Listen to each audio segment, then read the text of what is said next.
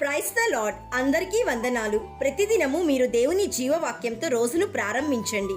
వింటున్న జీవవాక్యము ఆ రోజంతా ఆచరణలో పెట్టుటకు ప్రయత్నించండి. ఖచ్చితంగా మీరు దేవుని కోసం స్థిరపరచబడతారు. ఈ రోజు దేవుని జీవవాక్యము నిర్గమాకాండం 3వ అధ్యాయము 8వ వచనము. వారిని నడిపించుటకు దిగివచ్చి ఉన్నాను. Exodus chapter 3 verse 8. I have come down to rescue them. ప్రియ సహోదరి సహోదరుడా, దేవుడు ఎందుకు దిగివచ్చాడు? మన దేవుడు నమ్మదగిన వాడు, మన పట్ల లక్ష్యముంచువాడు.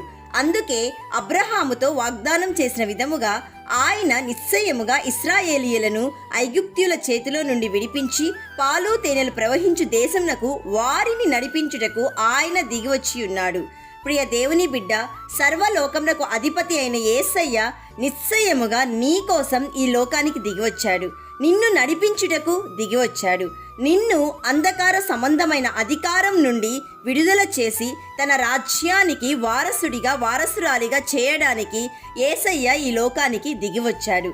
పాపము అన్న అంధకారము నుండి, అపరాధము అన్న అంధకారము నుండి, దోషము అన్న అంధకారము నుండి, శాపము అన్న అంధకారము నుండి నిన్ను విడుదల చేసి పరలోక రాజ్యానికి వారసులుగా చేయడానికి ఈ లోకంలోనికి దిగివచ్చాడు. So my dear friend, whatever the promise given by God, hold it strongly and pray, definitely he will deliver you.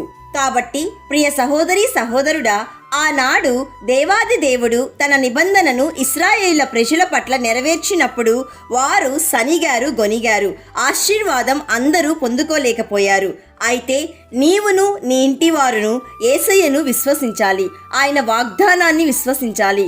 ఆయన శిలువ రక్తం నీ కోసమే అని విశ్వసించాలి. బాప్తిస్మం పొందాలి. దేవుని జీవవాక్యం ప్రకారం నడుచుకోవాలి. దేవుని రాకడకు సిద్ధపడాలి. అందరినీ సిద్ధపరచాలి. ప్రార్థన చేసుకుందాం. ఏకీభవించండి. యేసయ్య, ఈరోజు మాకిచ్చిన వాగ్దానాన్ని బట్టి నిన్ను స్తుతిస్తున్నాము. తండ్రి, నీవు మమ్ములను నడిపించుటకు, మమ్ములను పాపం నుండి విడిపించుటకు నీ కృప చూపినందుకు మీ కృతజ్ఞతాస్తుతులు. ఈరోజు జీవవాక్యం వింటున్న ప్రతి ఒక్కరిని, వారి కుటుంబాలను, వారి స్నేహితులను, వారి బంధువులను, వారి శ్రేయోభిలాషులను నీ రాకడకు సిద్ధపరచుమని, నీ రాజ్యానికి నడిపించుమని నిత్యుడగు తండ్రి అయిన యేసయ్య నామంలో అడుగుచున్నాము తండ్రి. ఆమెన్. God bless you.